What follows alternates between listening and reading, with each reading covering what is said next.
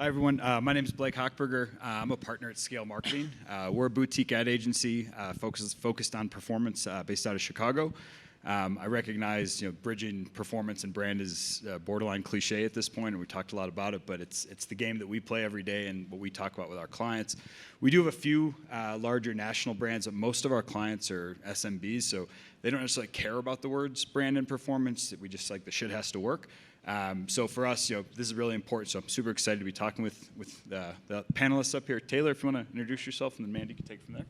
Yeah, hi, my name's Taylor Aramburu from Barbecue Guys, and I run all of their paid and organic social media, so definitely bridging that brand and performance gap, as well as the affiliate and influencer marketing program that we have.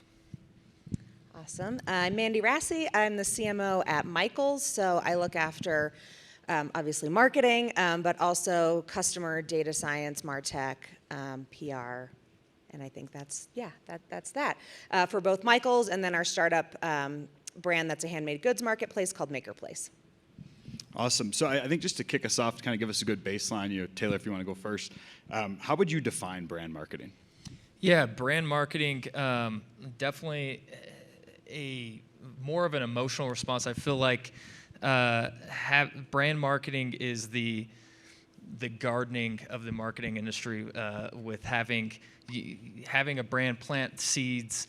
Takes a lot of time. It's a lot of structure that goes into it, but ultimately you're looking for a payoff. I think this last session with Discover Card is a fantastic example with Jennifer Coolidge, and talking about how her personal brand matches Discover as a business brand, and just how those two coincide to ultimately give that great performance and create that emotional connection.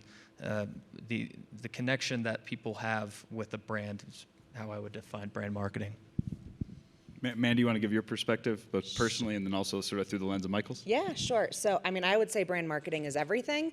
It is the way we tell the story of our brand and the difference that we think it can make to consumers. So everything has to build the brand, whether that's our holiday TV spot that's running in CTV down to our PMax assets, which now you obviously have lots of other ways those assets can show up, but all of it needs to build into our brand points of distinction and look, feel, and sound like our brand. That's great. And I think from an agency perspective, a lot of brands come to us when they are stuck from a performance standpoint, when they've reached those points of diminishing returns. How have the two of you, and Taylor, maybe you can go first, sort of tried to impact that with either larger scale brand initiatives to pump a little lifeblood into the performance metrics? Yeah, absolutely. Brand content has been really important from us. From a Barbecue Guys standpoint, because we are a retailer, so we house a lot of brands like Traeger, Weber, who have these consumers have these emotional connections with those brands already, and so figuring out a way that we can build our own brand connection and our brand marketing through Barbecue Guys, through a consumer that already has maybe that relationship with these brands that they're purchasing through us, has definitely been a challenge. And like you said, the more we get into the brand marketing side, whether it's expert reviews that we offer through Barbecue Guys or some of this other brand content, definitely increases the performance side of marketing that we've seen. Mandy, what about in your business? Yeah, so maybe I'll give you a Maker Place example first, which is our startup brand. It's only about a year old. It's pureplay.com marketplace. So performance is really important in terms of finding hand raisers and trying to get those first purchases. But as we launched our brand campaign, actually we saw the organic side of the business, so think like your natural and direct, like tripled. We had a campaign, it's still running, that's like singing puppets. So it was very sticky, meant to cut through, doesn't at all look like the main competitor, which is Etsy. And doing that then lifted both the organic channels, but then you also saw things like our PLA ads also started working harder because you had that mental availability built at the high level to then kind of like lift all the boats beneath it. Yeah, makes sense. And I guess sort of transitioning from more of like a macro to more like a micro channel level example. Taylor, especially on the social side, how are you thinking about social channels? And I know a lot of them, obviously, like Meta was built on performance and built on platform level ROAS, a lot of that's changed. How do you think about certain social channels that you manage and how to manipulate them, if you will, to be more of a brand channel when needed?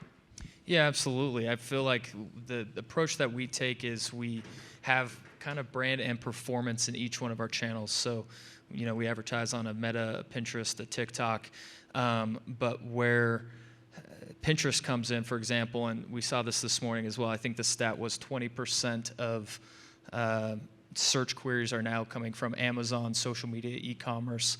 And so the brand portion of this marketing is more of the discovery intent level with these social platforms, and having a platform like Pinterest drive a lot of our brand marketing, because this is where a lot of searches happen when people are planning out, in our case, an outdoor kitchen or a backyard project, that we're able to capture like that high level, call it brand marketing with our brand content, and position certain social channels like that. I mean, you mentioned Meta is more lower funnel. That's definitely true for our business as well. But positioning some of these social channels like a Pinterest or TikTok, where more search terms are being included, that's how we've positioned those different channels, is more of that high level. People are starting to plan their project, and we want to show up there.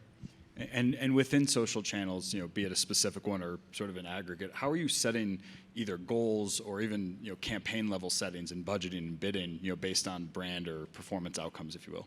Yeah, absolutely. Like attribution, for example, attribution is different on Pinterest for us, where we're looking at like the standard 30-day click, but also including a one-day engagement, one-day view for our ads, and knowing that someone who's going to Pinterest and consuming that content is very different than someone who might be on search or even Meta, because Pinterest is such a planning platform that we're seeing a lot of these high-level, outdoor kitchen ideas, backyard ideas, even recipes.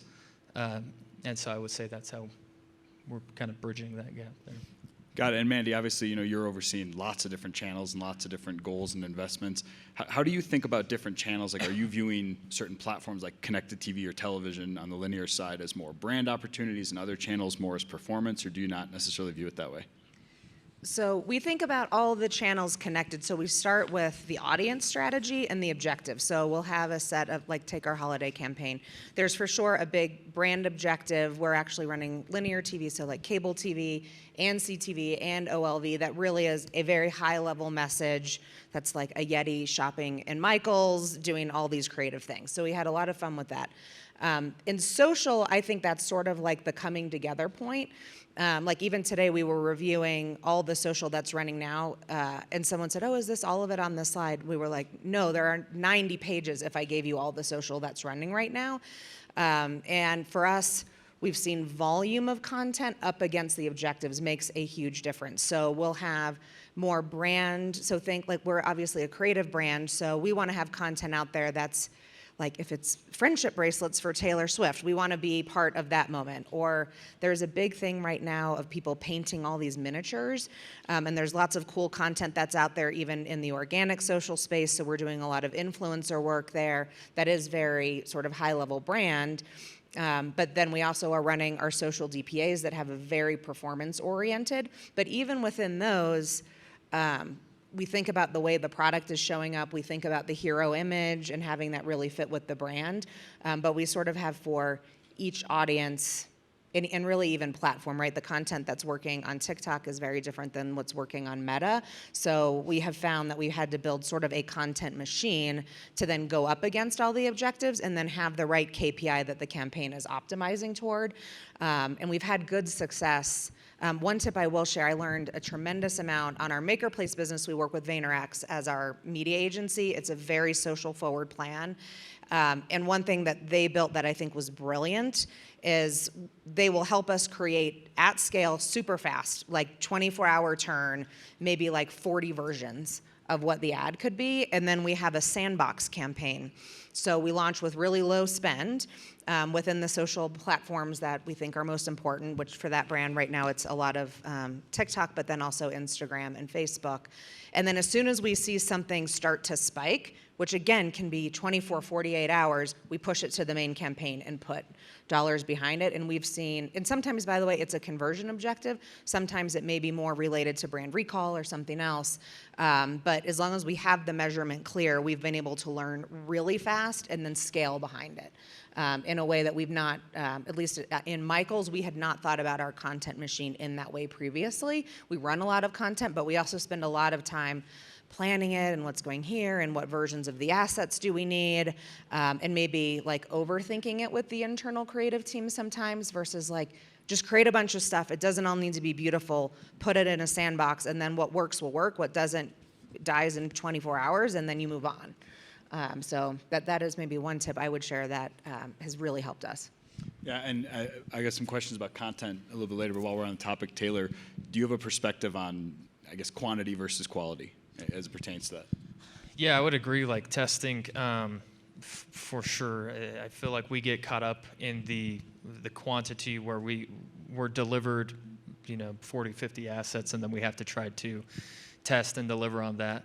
But I would say much more quality. Like what we're finding right now is this UGC content on social performing very well, whether from an influencer or customers, past customers, that sort of thing. But the quality of that content, it's funny because we say quality, but it's actually very low production, point and shoot iPhone quality. But the quality of the performance on platform speaks for itself. And so in that case, I would say if we have a couple of quality ads that are done correctly and look native to the platform, that serves us so much better than 50 very polished, very design-forward ads that we've seen. Yeah, definitely makes sense, and we see that across a lot of our clients as well. And I guess just while we're on the topic and thinking about the creator economy and how to work with influencers and UGC, do you have a perspective, Taylor, on sort of macro influencers, micro influencers, when to use one strategy or the other? Do you have an opinion? Yeah, absolutely. So similar to Discover, barbecue guys, we worked with the Manning brothers previously and leading up to like last couple months basically, and so they would be much more of the macro or like the ultra celebrity side of things. But we have two things that we solve for, or that we need to solve for when we talk about influencer marketing. One, for us, it's content, and so we don't produce anything in-house. We don't produce a lot in-house for barbecue guys. So one of the things that we need to solve for is always content with our products, use case, that sort of thing. We definitely rely on these micro or nano influencers for that. And then for these bigger tentpole brand moments, Memorial Day, Super Bowl, things that we want to show up for, we're relying more on the celebrity, on the Manning brothers, on macro influencers. So it's kind of the relationship there. Got it. Mandy, what about you and how you view those two things as different opportunities? For sure, different opportunities. Michael's has really strong brand awareness, generally speaking. It's also a very category-driven business, if that kind of makes sense. Like if you're a painter, or you're a knitter, you love doing home decor. So we use influencers in a few ways. So one, we have a brand ambassador program, and we use it very similarly as like content generation. We just send them gift cards once a quarter with some suggestions of prompts, but we give them a lot of freedom in terms of what they do. Then if the content garners a certain level of support, they get paid more. If it's really good, we may boost it on the paid side. And then we do sort of multiple levels, like kind of actually similar to what you said, Taylor. So we'll have a lot that I'm going to say are kind of in the middle. That might be like the Merrill twins. We just did a big thing, and they're probably more on the macro side. They're pretty big. But for example, like they did some stuff for us on YouTube that was a collaboration as part of our JBP. It outscored from all of our holiday spots. Their spots scored better than like 4 of the 5 brand spots that by the way, scored well. So there is a lot of power. We partnered with Jennifer Love Hewitt on Maker Place, and that was really a brand that needed a big awareness boost because it's a new brand. But our day in, day out is more like we have our core suite of influencers, some of whom are sort of category or very trend specific. So we're trying to figure out where culture is moving in the platforms and then to try to jump on things smartly. We also launched Influencer Affiliate. And that has been tremendously successful, especially on Maker Place, again, where we're trying to just like get the awareness up. That has been a very worthwhile investment. You know, obviously we take a hit to our margin rate to do that, but we need the awareness boost. Yeah, I guess, you know, with influencers in general and affiliates, obviously a big opportunity, but a lot of risks in doing it. Any landmines that maybe you guys have stepped on you might want to share with the group to help them avoid the same mistakes? I mean, content, Mandy said this as well, like needing content, it can get expensive quickly. And so that's where we've found, for us, a lot of product exchange where we're building out an outdoor kitchen for someone, and you run the risk of this is like a $8,000 to $12,000 investment on our end. So you always hope that it's, one, the content is good enough to, from like a brand perspective, but also using it in paid advertising. So it's, say, figuring out a way to do some sort of like brand ambassador program where you're giving gift cards or some sort of product exchange if you have a higher value item or a higher cost item. I would say that's definitely a landmine, is that if you're trying to solve for a content issue with influencer marketing, it could get expensive quickly. Anything, Mandy, from your perspective that perhaps buyer beware? You know, not totally buyer beware. I mean, we are lucky that I can give someone a $500 gift card to Michael's, and they're very excited about that. That can go pretty far. So we don't have quite the same dynamic that you guys do. But I think it's authenticity that matters. Like even Jennifer Love Hewitt, some of you might have gone like, she's still around? Like, what's happening with that? She loves Michael's. Like, she wrote a book called Holiday Junkie. She loves the holidays, and she mentioned Michael's like 50 some times before we had any sort of relationship with her. So she is really authentically a customer of ours. She loves being creative. She made a music video in our store like 2 weeks ago, so stay tuned for that. That was not, by the way, part of our partnership. She was like, hey, would it be possible for me to use one of your stores? We're like, yes, sure. And there was, because of sort of that authenticity and also sort of who our customer base is, that match was really good. We have had some other places where, for a variety of reasons and stakeholders and all that, there have been some other partnerships that we were in that maybe weren't as authentic to the brand. And you know, even if someone has a big name, I mean, kind of what Brittany said also about Jennifer Coolidge, like there needs to be that authenticity. At a prior brand, for example, we worked with Jeff Goldblum. He's lovely, but he will support anything, right? So there's not quite that same authenticity of like, oh wow, he must really love this brand. It's like, no, he loves any brand who wants to work with him, which is great, and he's easy to work with, but I think where you can get that match, especially when you're gonna make a big investment, matters. That's great. Yeah, he's definitely in a lot of places. He's out there. Out there. Uh-huh. Pivoting back to specific media channels, you know, I think there's some really interesting discussion kicking us off today around paid search and the evolution of search in general. You know, Mandy, I'm just curious, you know, do you see paid search as an opportunity for brand or just performance? You know, historically, I'd say it's just been a performance medium, but as it's evolved, you know, how are you thinking about that? Yes, again, everything has to be on brand. I think PMax has given us lots of other options in terms of how the brand shows up. Like I'll tell you, on our custom frame business, one of the highest performing things we have is a video that's running in PMax right now. And that has actually driven a lot of revenue and conversion. So in the right places, it can build the brand. We're also a very price-driven, high-low brand. So even a PLA ad with a really great price point, or the flag that shows, you know, the 40% coupon this week, reinforces our point of distinction that's all around value. So even in that way, it all still sort of ladders up. Of course, their KPIs that we're looking at every day are much more related to site traffic and revenue. So it's a different KPI, but I think it still has a role to play in our brand. And do you find, you know, with your brand particularly, any of these big changes coming through search, like with AI-driven zero-click search, new competitors making their way into the space, just making your brand visible. Do you think like it's going to be a big evolution in search strategy, or more just test and learn and sprinkle around in new opportunities? I think always test and learn. We have a luxury that our category is not always the most innovative. Like we will go way before either of our two main competitors will into this space. It's more Amazon and Walmart is a different situation. So we'll have to figure it out, particularly related to voice. Even if you imagine it's more of a conversation, we're a very visual business. So we're going to have to kind of think through some of those nuances. We have a great agency partner. We work with PMG.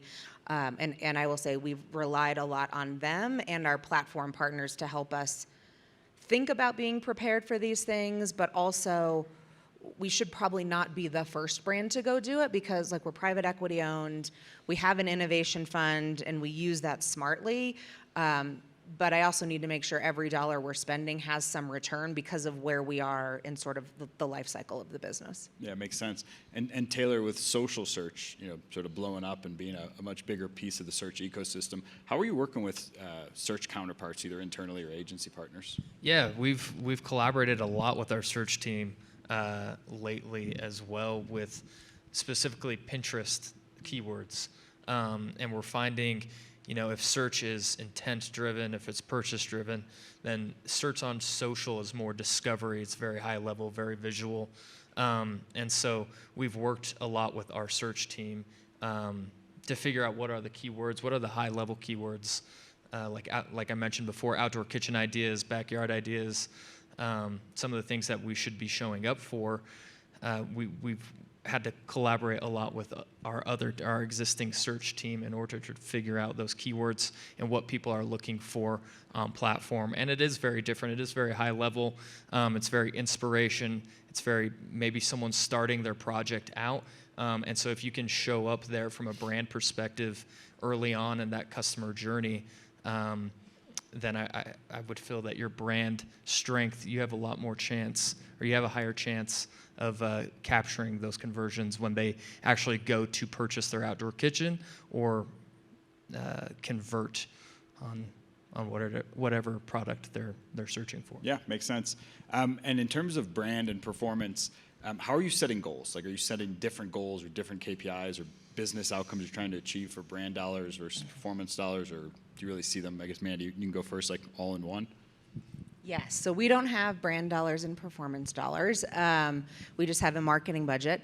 But there are different objectives, right? So depending on, like, again, the holiday campaign, there's a set that is more around awareness, recall. We use iSpot and ACE metrics to look at, like, kind of drilling into some of the performance-specific things for more of the top-of-funnel stuff.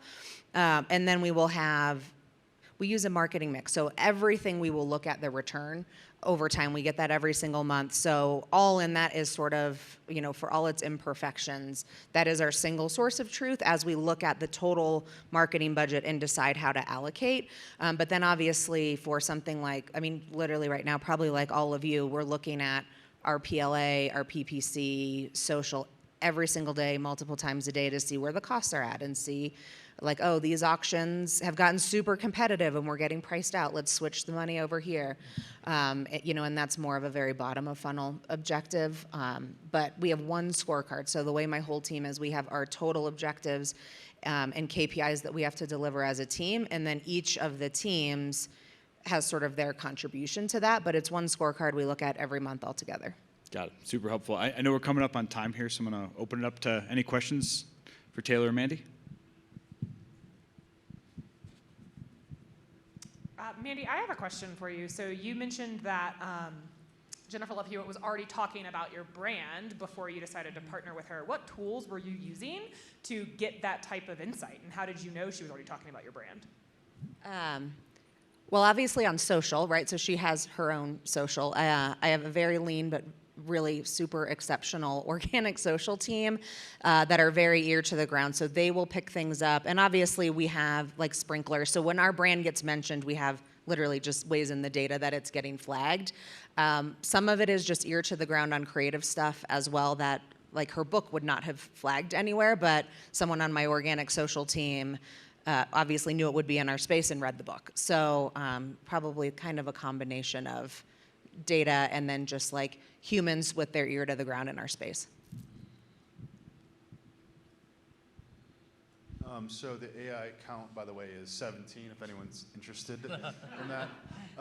Question for you, though, just kind of real-life scenario plan, right? Just so I can understand, like, your mindset, mentality. If you had an incremental, whatever, $1 million to spend, walk me through kind of how you would think about that. Again, bridging the gap between performance and brands. Yeah, I can go first. Yeah. First off, that would be fantastic if I had $1 million in incremental spend.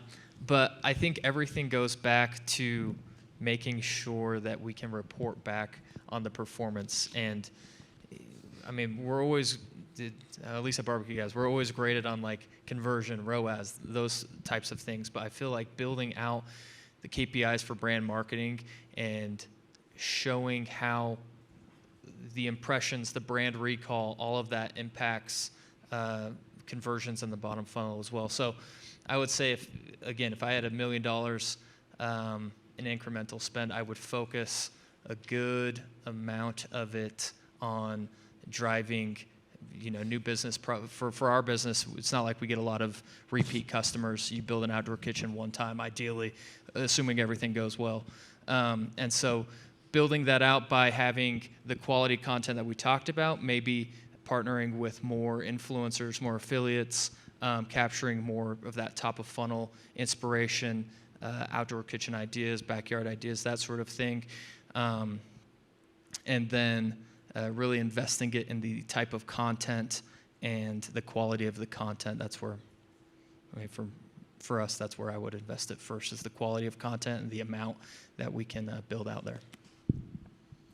Yeah, I would say the return base. And in fact, I could tell you right now, because my team always needs to know if you got an incremental $1 million or you had to cut $1 million, what would you do? So that we're always, again, we're private equity owned. Changes happen on both sides of that. But I would say it depends on the objective of the brand. So for Michael's, I could tell you now I would put it in video, because we have seen particularly OLV, YouTube, like really incredible performance. And I know from a cost point of view, it's come in actually in video. Probably you are all seeing this. The CPCs are actually down this year because there's more inventory with the changes at Amazon. So video right now is a place we have a lot of headroom, where on the search side, not that it doesn't work, but the costs are just too high right now for us. So I know the dollars wouldn't go as far. And as a business, we're still 90%-ish of our volume runs through stores, the mental availability, and we get a lot of like solid, natural, and direct search and things to Michael's. That's probably where I'd go.